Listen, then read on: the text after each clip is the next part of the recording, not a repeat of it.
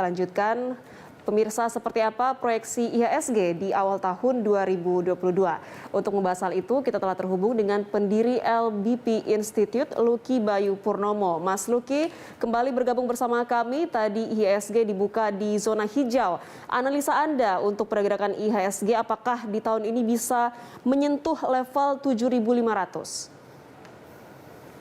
Target pertama dari indeks harga saham gabungan itu ada di angka 7.000 sebagai angka psikologis. Nah, kita lihat bahwa sebenarnya angka tertinggi indeks itu ada di angka 6.754 untuk akhir tahun 2021 kemarin. Nah, sehingga 300 poin untuk mencapai angka 7.000 itu menjadi satu target yang rasional.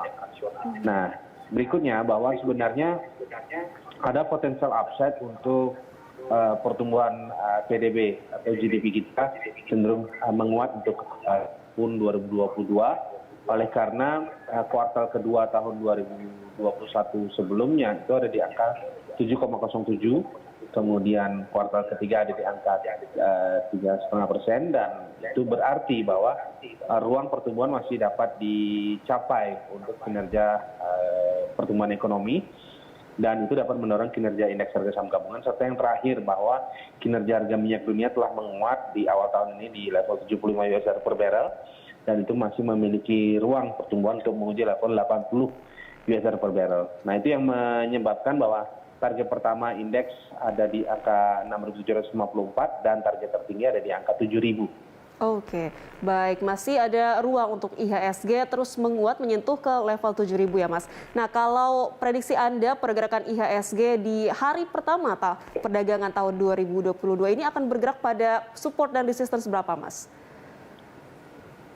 Ya, angka indeks untuk awal pekan ini di tahun 2022 ada di angka target yaitu 6.750. Nah, itu adalah target yang dapat dicapai oleh indeks dan itu telah diuji sebelumnya.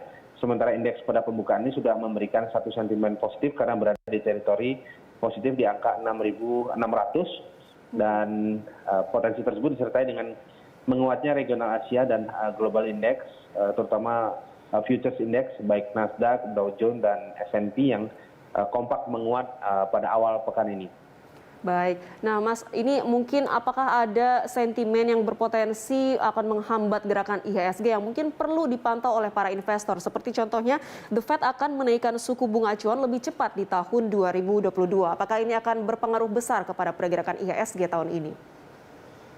Pertama, tentu kita harus memperhatikan apa sentimen yang menyebabkan tingginya volatilitas pasar. Nah, kalau kita perhatikan yang paling dominan itu justru ada di komoditi, yaitu harga minyak dan harga emas. Nah, itu yang sebenarnya harus diwaspadai karena Pak, kebetulan harga minyak dunia sudah mendekati angka tertinggi. Saat ini berada di angka 75 US per barrel dan angka tertinggi ada di angka 80 US per barrel.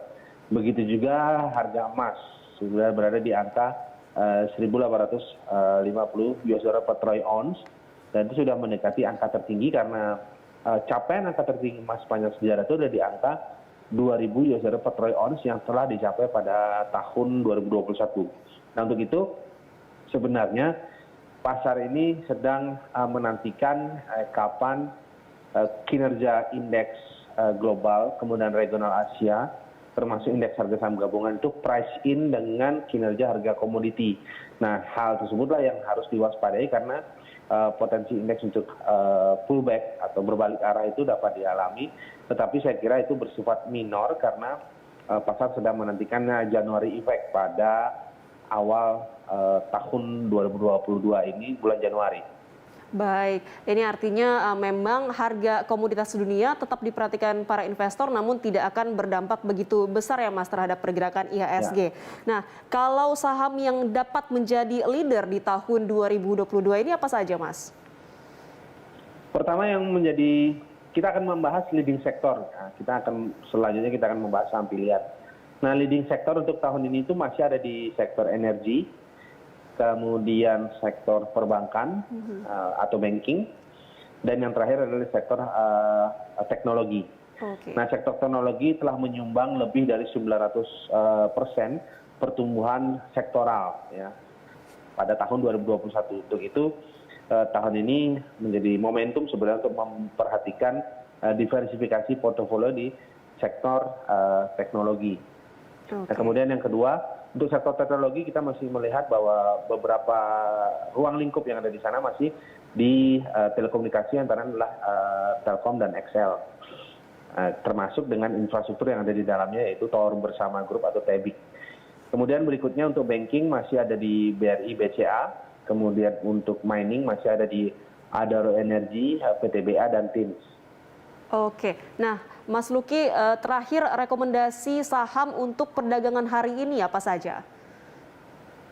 Pertama adalah Astra Internasional, karena sektor yang memiliki diversifikasi yang cukup baik dan cukup solid, itu menjadi pilihan untuk awal tahun ini. Dan Astra saya melihat ini menjadi salah satu sentimen positif untuk menyertai ya, bagaimana January Effect itu dapat secara solid